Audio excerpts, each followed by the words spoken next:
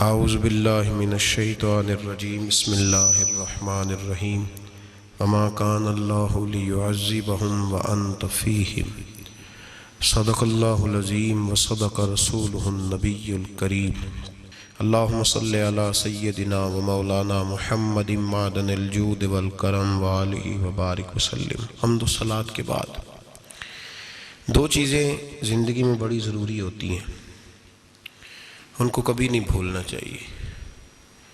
ایک تو یہ کہ ہمارا کوئی وارث ہونا چاہیے، ہمیں لاوارث نہیں ہونا چاہیے۔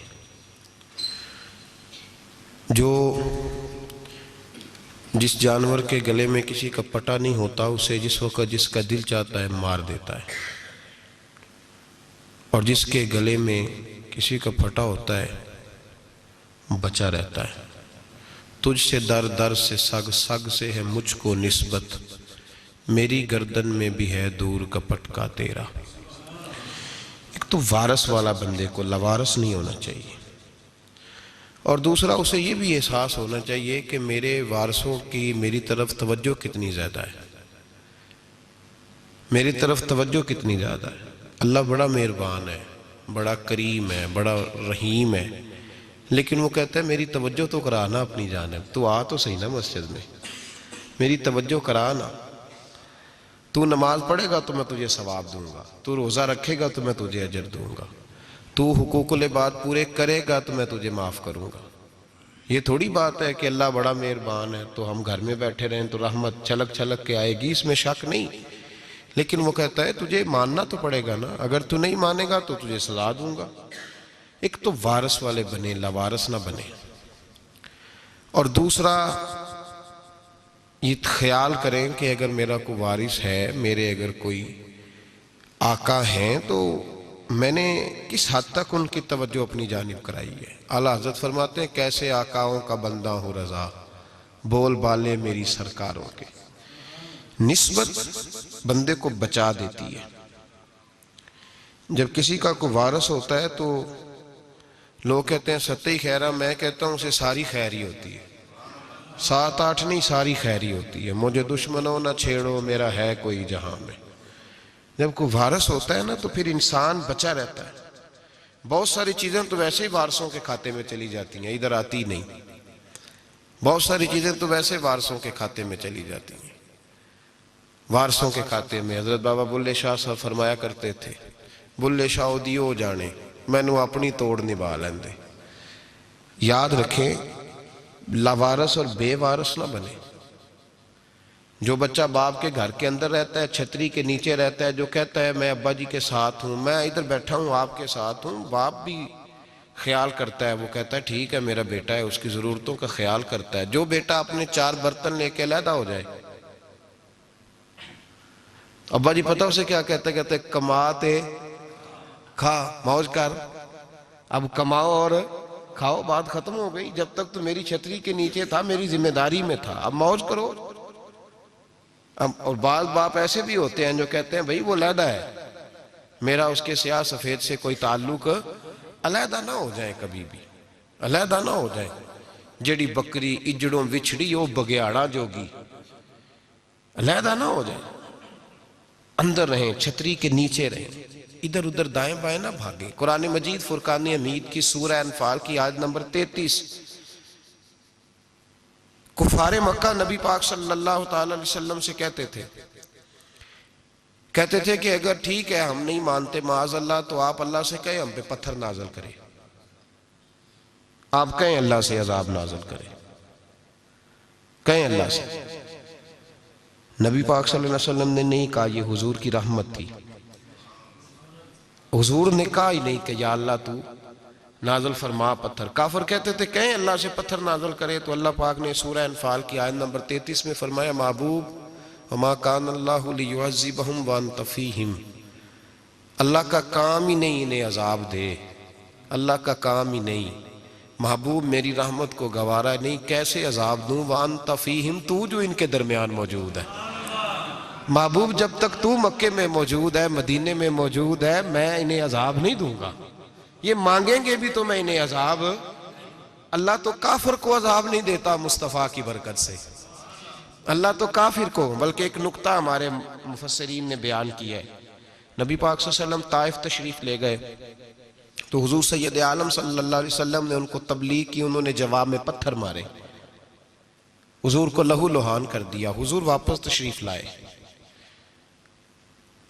حضرت زید بن حارثہ رضی اللہ تعالیٰ عنہ ساتھ تھے. کہتے ہیں جب واپس آئے تو اللہ پاک نے حضرت جبریل امین کو بھیجا، کہا میرے محبوب سے جا کے پوچھو کہ حبیب اگر تو کہتا ہے نا تو میں ان کو 2 پہاڑیوں کے بیچ رکھ کے مسل دیتا ہوں، 2 پہاڑیوں کے درمیان رکھ کے پیس دیتا ہوں، تباہ کر دیتا ہوں ساری بستی طائف کی. اگر تو کہتا ہے تو مسل دیتا ہوں ساری بستی، تو اگر کہتا ہے تو. حضور نے فرمایا نہیں یا اللہ، چلو یہ نہیں مانتے، ان کی آنے والی نسلیں ہی مان جائیں گی. یہ نہیں. اب ہمارے مفسرین نے یہاں ایک جملہ لکھا ہے، ہمارے بزرگ فرماتے ہیں جو رب کافر کو عذاب نہیں دیتا بغیر محبوب کے مشورے کے، کافر کو عذاب نہیں دیتا محبوب کے مشورے کے بغیر، تو مسلمانوں کو کیسے عذاب دے گا؟ جو کافر کو عذاب دینے سے پہلے نبی پاک سے مشورہ کرتا ہے، تو کہے تو دے دوں عذاب. کافر کو عذاب نہیں دے رہا، پہلے مصطفیٰ سے پوچھتا ہے حبیب تو اگر کہے تو دوں عذاب. تو کیا وہ مسلمان کے بارے میں نبی پاک سے مشورہ نہیں کرے گا؟ تو پھر اعلیٰ حضرت بول پڑے، کہنے لگے کیسے آقاؤں کا بندہ ہوں رضا، بول بالے میری سرکاروں کے، کیسے آقاؤں کا بندہ ہوں رضا، بول بالے. اور پھر کہنے لگے پیش حق مجدہ شفاعت کا سناتے جائیں گے، وہ آپ روتے جائیں گے، ہم کو ہنساتے جائیں گے. وسعتیں دی ہیں خدا نے دامن محبوب کو، جرم کھلتے جائیں گے اور وہ چھپاتے جائیں گے.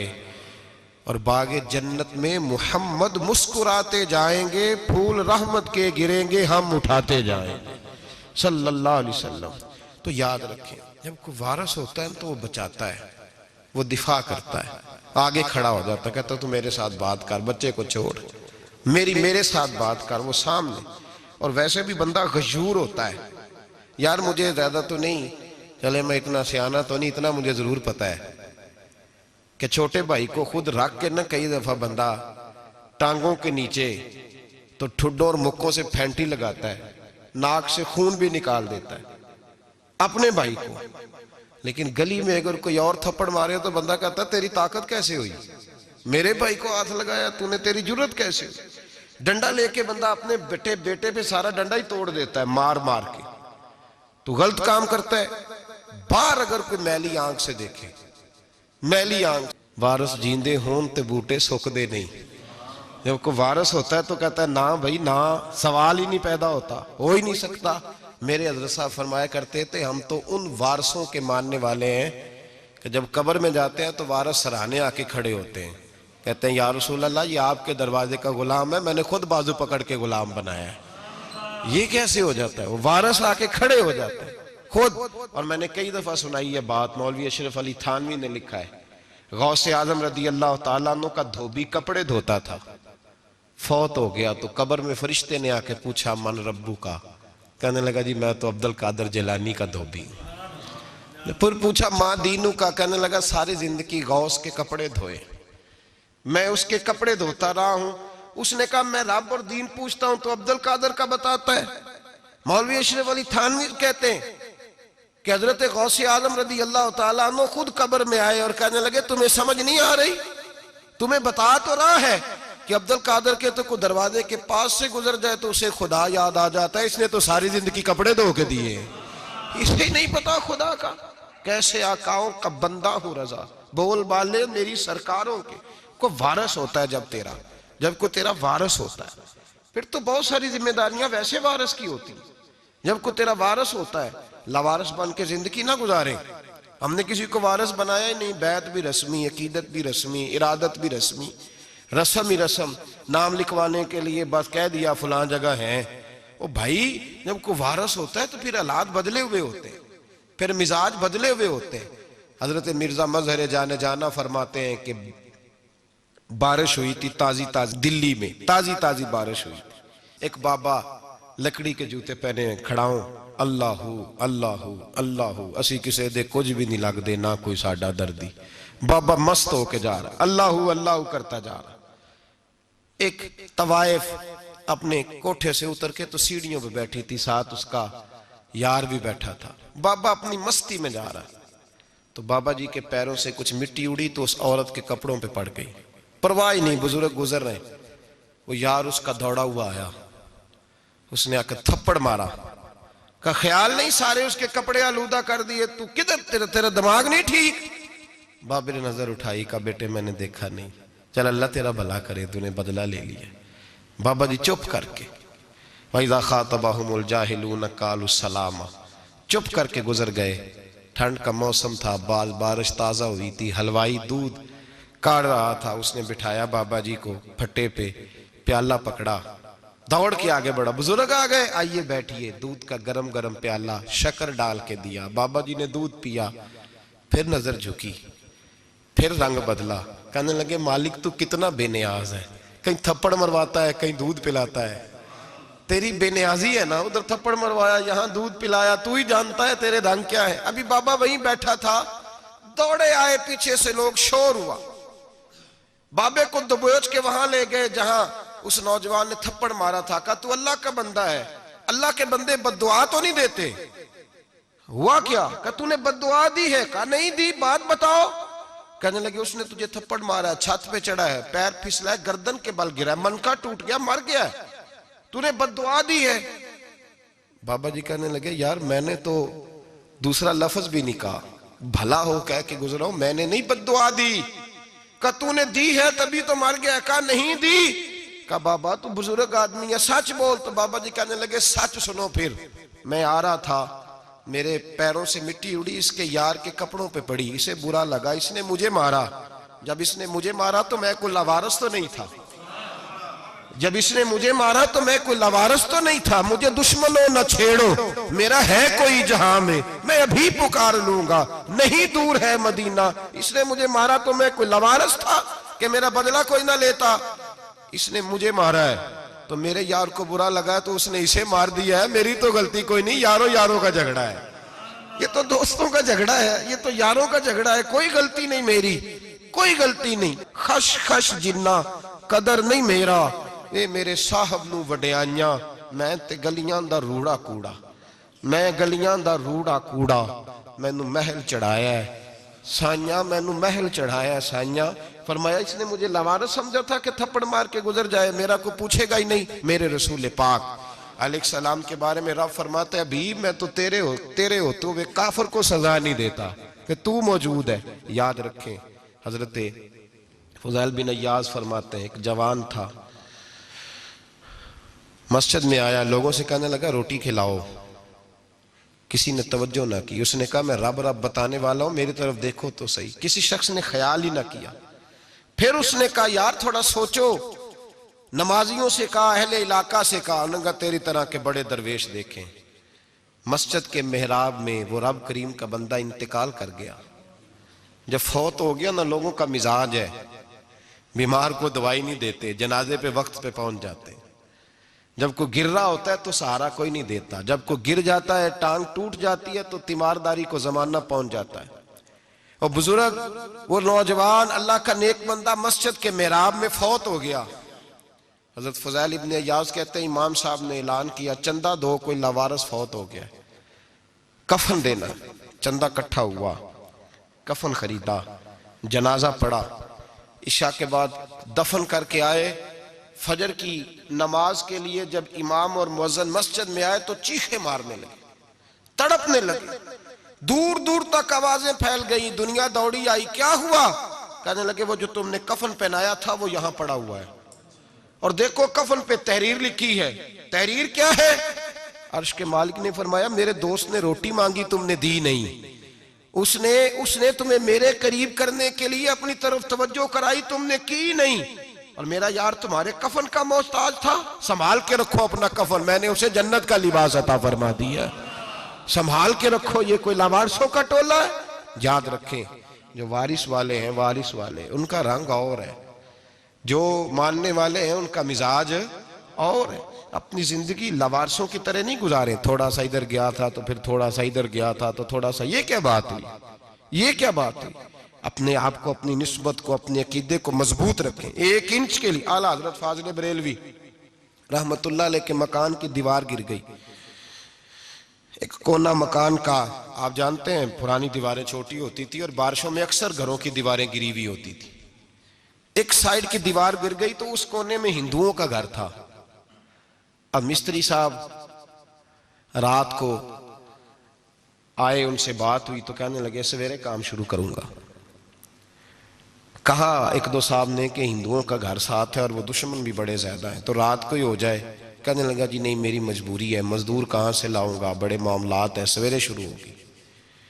اب رات کو مولانا ظفر الدین بہاری علیہ رحمہ کہتے ہیں بچے مدرسے کے، باقی سارے لوگ، سب کو جمع کیا گیا، چونکہ اس طرف سے تھوڑا خطرہ تھا ہندوؤں کی جانب سے. کہا جناب یہ بڑے دشمن ہیں اسلام کے، تو اس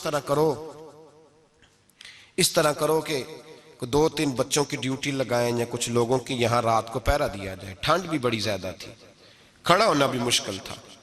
اعلیٰ حضرت رحمت اللہ علیہ عشاء کی نماز کے بعد جلدی حجرہ خاص میں تشریف لے جاتے تھے. اس رات جب دیکھا نا باہر شور ہو رہا ہے تو اسی طرح سر پہ ایک رومال لپیٹا تو باہر آ گئے. کہنے لگے کیا شور ہے؟ کہا حضور سردی ذرا زیادہ ہے تو یہاں کسی کی ڈیوٹی لگانی ہے پہرے کی. 2 منٹ خاموش رہے، پھر فرمانے لگے کوئی ضرورت نہیں، جاؤ سو جاؤ سارے جا کے، کوئی ضرورت نہیں، جاؤ اپنے اپنے گھروں کو، کوئی حاجت نہیں، پہنچ جاؤ. کہا حضور مہربانی کرے، وہ طے ہونے لگا تھا. فرمایا میری وجہ سے کیوں کوئی ساری رات بیدار رہے، جاؤ تمہیں کہا نا آرام کرو. لوگ سو گئے. صبح فجر کی نماز پڑھ کے اعلیٰ حضرت رحمت اللہ تعالی علیہ جب سیڑھیاں اتر رہے تھے رضا مسجد کی، تو وہ جس ہندو کی جانب سے زیادہ خطرہ تھا وہ سیڑھیوں پہ بیٹھا تھا، مسجد کی سیڑھیوں پہ. سب لوگوں کی توجہ ہو گئی. کہنے لگا مولانا میں کلمہ پڑھنے آیا ہوں، مجھے کلمہ پڑھا کے مسلمان کر دو، میں کلمہ پڑھنے آیا ہوں، مسلمان کریں. لوگوں کی توجہ. اعلیٰ فرمانے لگے نہیں ابھی تو انتظار کر، تھوڑی دیر کے اچھی طرح سوچ لے، جذباتی فیصلہ نہ کر کہ تو آ رہا ہے. یہ کہہ کے جب 2 سیڑھیاں نیچے اترے اس کے پاس سے تو اس نے پیر تھام لیے. کہنے لگا اب ایسے تو نہ کرو، رونے لگا. اعلیٰ حضرت رحمت اللہ نے کلمہ پڑھایا، کچھ باتوں کی نصیحت فرمائی، تشریف لے گئے. گھیرنے والے گھیر کے بیٹھ گئے. کہنے لگے ہمیں بھی بتا بدلہ کیسے ہے. کہنے لگا دیوار گر گئی، آدھی رات کے وقت، آدھی رات تک انتظار کرتا رہا، پہرے دار کوئی نہیں، تو 2 تلواریں لے کر جب میں ان کے مکان کی جانب بڑھا، میں نے کہا آج گردن کاٹوں گا اور کاٹ کر کے نکلوں گا. کہتا ہے جب میں قریب آیا تو 2 شیر کھڑے تھے، اوپر سے پلٹ کے آیا تو پھر کھڑے تھے، ادھر سے پلٹ کے آیا تو پھر کھڑے تھے. فرماتے ہیں میں 2 گھنٹے کے بعد آیا تو پھر پلٹ کے کھڑے تھے، میں پھر 1 گھنٹے کے بعد آیا، سحری کا وقت ہو گیا تو پھر پلٹ کے کھڑے تھے. اب میں ڈر کے بھاگا. کہتے ہیں فاضل بریلوی نے اپنی کھڑکی سے منہ باہر نکالا. کہنے لگے اور کتنا تجربہ کرے گا، مجھے تو لاوارث سمجھتا ہے، لاوارث ہوں میں، اور کتنا تجربہ کرے گا، بس کر مان جا. میں نے کہا حضور یہ کون ہے، مجھے بتائیے تو صحیح یہ کون ہے. تو کہنے لگے میں نے ساری زندگی رسول اللہ کی عظمت کا دفاع کیا ہے، ساری زندگی غوث اعظم کے نعرے لگائے ہیں. ابھی تو یہ مدد صرف غوث پاک جیلانی کی بھیجی ہوئی ہے، ابھی تو غوث اعظم کی بھیجی ہوئی مدد ہے. مولا علی ابھی پیچھے ہیں، 2 جہاں کے محبوب ابھی اس سے پیچھے ہیں، وہ تو ابھی پیچھے ہیں، پیچھے کھڑے ہیں کہ ضرورت پڑی تو ہم بھی تیار بیٹھے ہیں. او بھائی آج رواج ہو گیا، رواج. میں نے 2-4 دن پہلے بھی کہا تھا، لوگ کہتے ہیں نہیں کوئی نہیں ضرورت، سامنے سارا کچھ نظر آ رہا ہے. او خدا کے بندو یاد رکھو نسبت ہے بڑی چیز، جانے تگو دو میں. اگر کسی کو نسبت میسر آ گئی نا، نسبت، خالی دامن ہی مل گیا، تیرے ہاتھ میں کچھ ہے تو ہونی چاہیے نا. خالی دامن ہی تجھے کسی کا میسر آ گیا تو بچ گیا. اپنی نسبتوں کی حفاظت کریں، ان کو مضبوط کریں، ان پر محنت کریں، ان پر توجہ رکھیں. یہ نسبت جو ہوتی ہے نا، نسبت، یہ دیکھیں نا ایک گتا ہے، عام کتاب کو لگا ہوا ہے تو جہاں مرضی رکھ دو، اس کی کوئی قدر نہیں. لیکن جو گتا قرآن مجید کو لگ گیا ہے اس کو بغیر وضو چھونا جائز ہے. ایک پٹھے پہ اینٹ بنی ہے جو باتھ روم میں لگ گئی، وہاں بغیر جوتے کے جایا نہیں جا سکتا، اور جو مسجد میں لگ گئی وہاں جوتے پہن کے جایا نہیں جا سکتا. یہ نسبت ہے بڑی چیز. اگر میسر آئے، نصیب ہو، اپنی نسبت کو مضبوط کر کے رکھا کریں، اس کی جولانی کا مظاہرہ کیا کریں.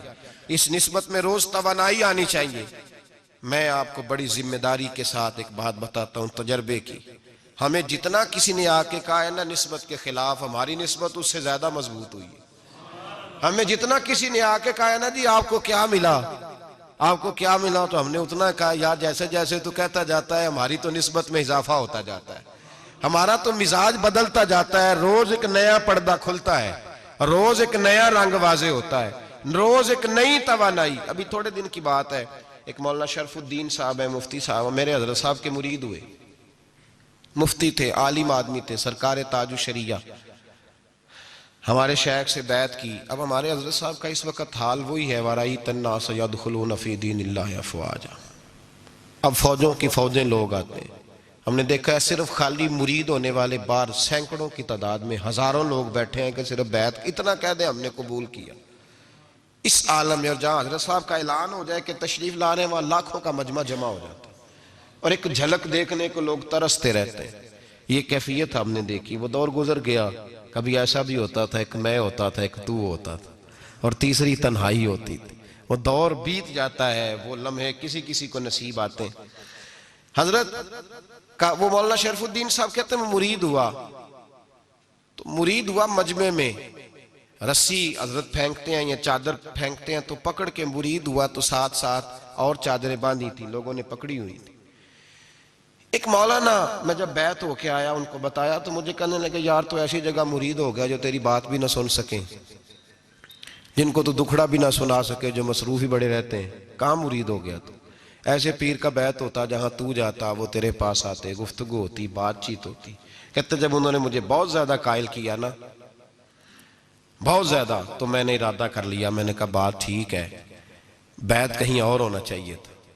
کہتے ہیں میں عشاء کے بعد سویا تو حضرت صاحب مجھے خواب میں ملے، خواب میں، اور فرمانے لگے مولانا جب آپ مرید ہوئے تھے تو آپ اس جانب بیٹھے تھے، اس کونے میں آپ تھے، اتنے لوگ آپ سے پہلے تھے، اس حال میں آپ مرید ہوئے تھے، اور جہاں تک بات چیت کرنے کی بات ہے تو آپ نے جو دل میں سوچا تھا وہ میں نے آ کے آپ کو بتا دیا ہے.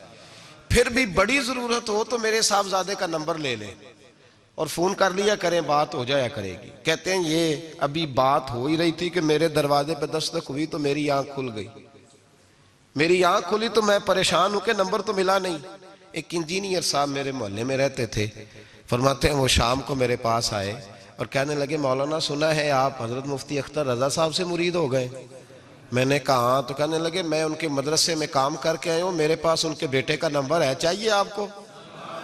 نمبر ہے چاہیے؟ کہتے ہیں نمبر مجھے وہ شام کو گھر آ کے دے گئے.